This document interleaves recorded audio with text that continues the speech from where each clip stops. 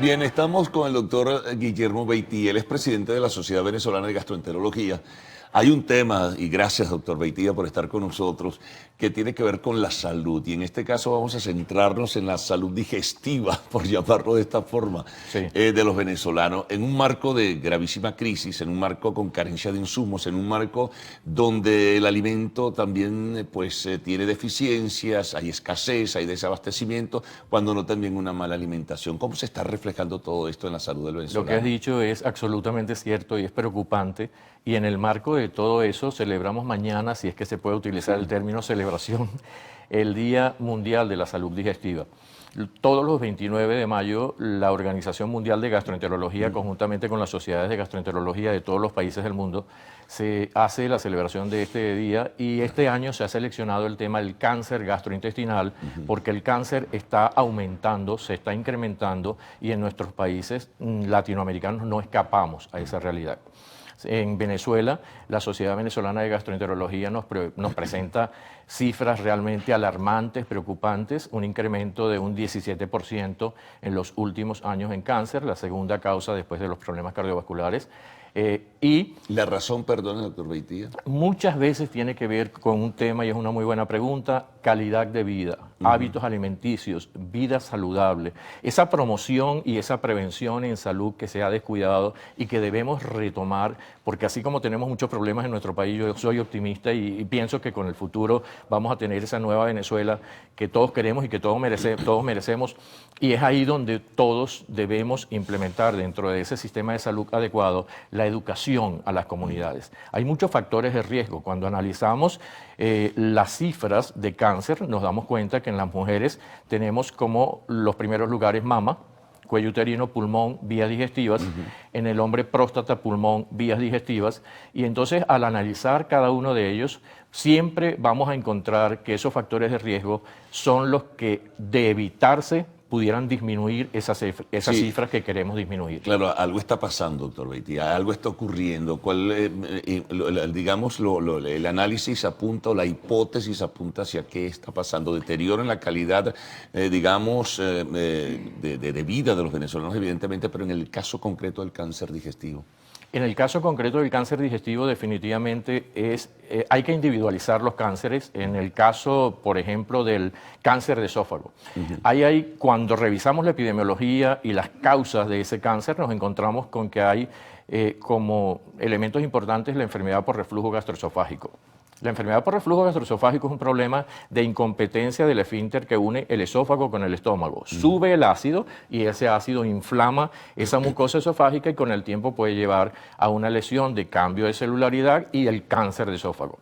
¿Qué hay cuando revisamos los datos epidemiológicos? Cáncer de esófago relacionado con alcohol, cáncer de esófago relacionado con tabaco, y entonces es ahí, cáncer de esófago relacionado con obesidad, es ahí donde tenemos que hacer el análisis de cómo educar a nuestras comunidades para que en medio de todas estas adversidades que vivimos y de la falta de tratamiento y de la falta de conductas quirúrgicas cuando se requieren adecuadas y de diagnóstico, que muchas veces tenemos las limitaciones que todos sabemos, vamos a presentar todo este incremento. Yo creo que ese lema de la Sociedad Venezolana de la Sociedad Anticancerosa, de el cáncer es curable si se diagnostica a tiempo, eso es una realidad. Yo creo que tenemos que profundizar ese tema y en base a eso volver a lo que ya hemos comentado de esa educación comunitaria, que todos seamos promotores de salud, que todos nos encarguemos de evitar esos factores de riesgo, que de evitarlos vamos a obtener resultados diferentes a las que en este momento estamos viendo. Quería preguntarle también, ¿y el impacto ya en la alimentación como tal de las deficiencias proteicas, por llamarlo de esta forma, que tienen los venezolanos? ¿De qué forma también está impactando, de qué manera está influyendo también en el deterioro de la salud digestiva? Hay dos puntos relacionados con esa pregunta importantes, la desnutrición y la malnutrición. Claro. La desnutrición, bueno, la pérdida de peso se convirtió en el motivo de consulta o en uno de los motivos de consulta más frecuentes. Eso es raro cuando a nosotros no nos llega un paciente a la consulta, pérdida de peso. Ajá, ¿y cuánto estás comiendo en relación a lo que comía antes? Bueno, menos del 50%. Ya, eso es causa de pérdida de peso. ¿Quién no pierde peso con una disminución en un porcentaje tan relevante de un 50% o más? generalmente. Gente que hace a veces una sola comida al día. Gente que hace algunas veces una sola comida. Hay unos que no la hacen. Y el otro punto es la malnutrición. Como lo que consiga, y eso me puede llevar incluso a obesidad, que es un elemento con el cual debemos luchar porque está directamente relacionado con cáncer gástrico, con cáncer de colon, con hígado graso, con cáncer de hígado y con todas esas neoplasias que estamos mencionando. Ahora, la crisis de la salud en general ha tenido que influir de una manera determinante, ¿no? Y el problema adicional, sumamos, doctor Beitia, de los insumos para poder enfrentar y atacar estas patologías con deficiencias. Lo que estamos viendo en salud es realmente preocupante. Yo nunca había visto en mis hospitales universitarios que no tuviéramos radiología para el diagnóstico de imágenes tan importantes. Sí. Que no existiera laboratorio en un hospital universitario, yo creo que eso jamás lo había visto. Y en este momento estamos sin radiología, sin laboratorio, con muy pocos medicamentos cuando se consiguen.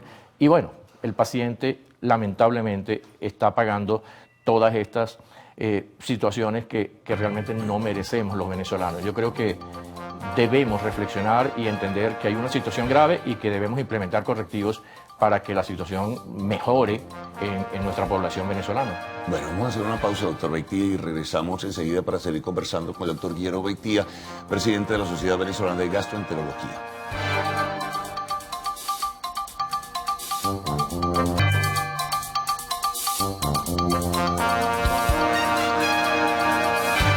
Bueno, seguimos conversando con el doctor Guillermo Beitia, presidente de la Sociedad Venezolana de Gastroenterología.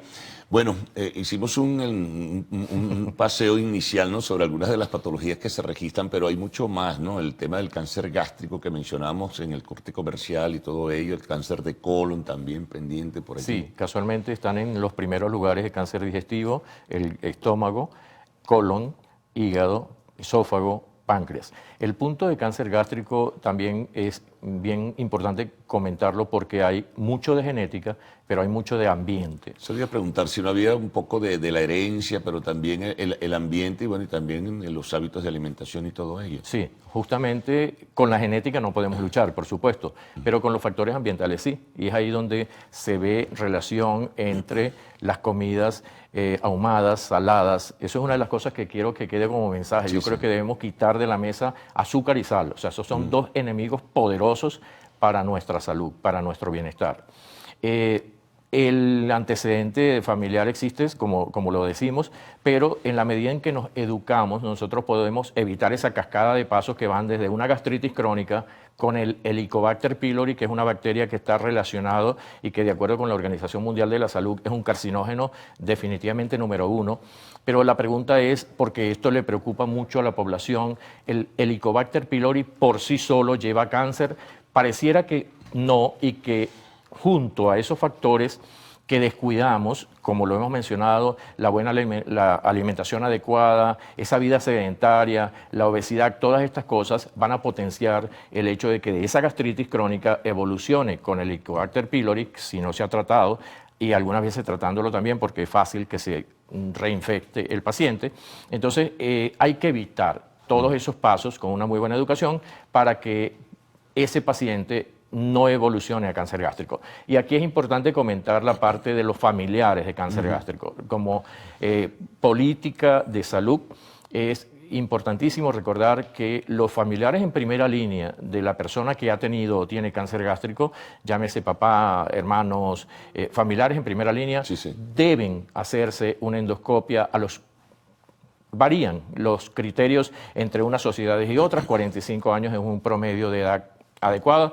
Si esa persona tiene la bacteria, es una indicación absoluta para erradicarla, para tratarla, porque de no hacerlo sería un factor más a favor hacia la probable aparición del cáncer gástrico, ya que existe el componente hereditario. ¿Cuáles serían los síntomas de ese cáncer?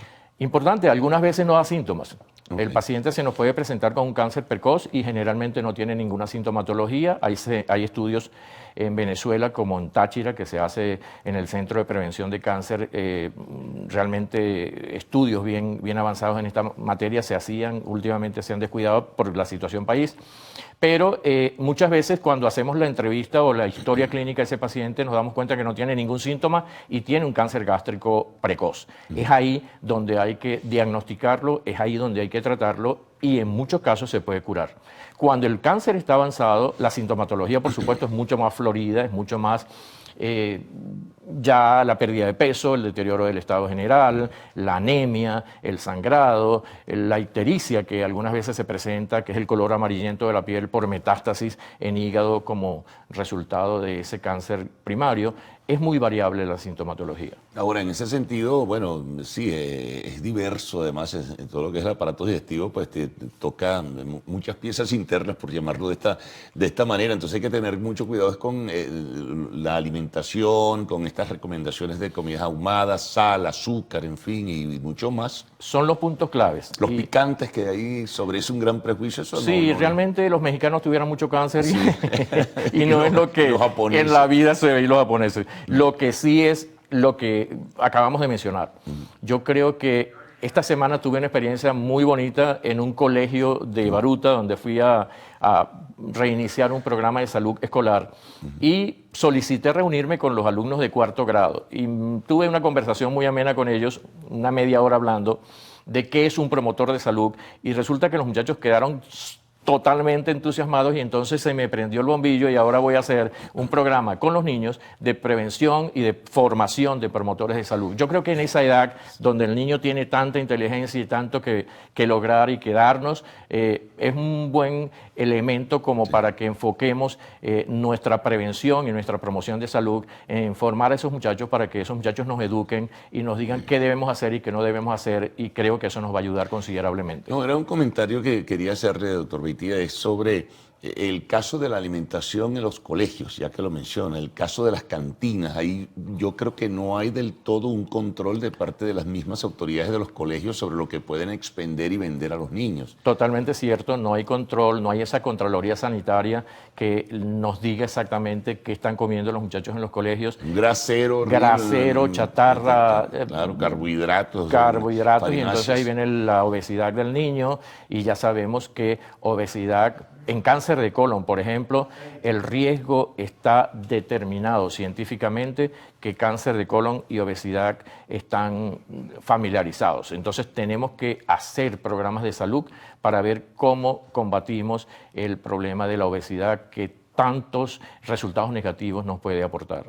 Usted mencionaba de ausencia de personas, es decir, me imagino que del país por la crisis y la situación se habrán marchado también muchos especialistas en gastroenterología. Muchísimos. Lo que estamos viviendo en nuestros hospitales, yo tenía el año pasado 7 adjuntos en mi servicio de gastroenterología, donde soy jefe, en el Hospital Vargas, y en este momento tengo 3 adjuntos. Se fueron 2 a Colombia, 1 a España, otro a Ecuador. Los residentes, ya el número de médicos que participan en los concursos de la universidad ha disminuido considerablemente. Y bueno, sí, eso es un factor que se asocia a toda esta crisis que estamos viviendo. Ahora, orientaciones fundamentales en este caso, aparte de la que se dice o que se menciona en la parte dietética. La orientación es cambiar nuestros estilos de vida. En medio de la crisis tenemos que tratar de crear las herramientas para que mejoremos y para educarnos en salud. Prevención, promoción de la salud. Vamos a influir entre nuestros vecinos, entre nuestros familiares, con ese mensaje de prevención, con ese mensaje de promoción de la salud, diciendo esas cosas sencillas que muchas veces se olvidan y que es justamente lo que hemos ido mencionando. Buenos hábitos alimenticios, buena calidad de vida, esa vida sedentaria, cambiarla por una vida activa, con ejercicios. Vamos a hacer clubes de salud, los clubes de salud en las municipalidades creo que es una cosa que debe implementarse y que justo conjuntamente con estas normas o herramientas de aprendizaje para las comunidades de una mejor educación en relación a mejores hábitos, yo creo que vamos a obtener buenos resultados. Bueno, doctor, muchísimas gracias, muy amable por haber compartido en la mañana de hoy una serie de detalles que son muy importantes que los tomemos en cuenta en cuanto a lo que es nuestra salud digestiva. Una pausa, al retorno, arte y espectáculos en lo actual.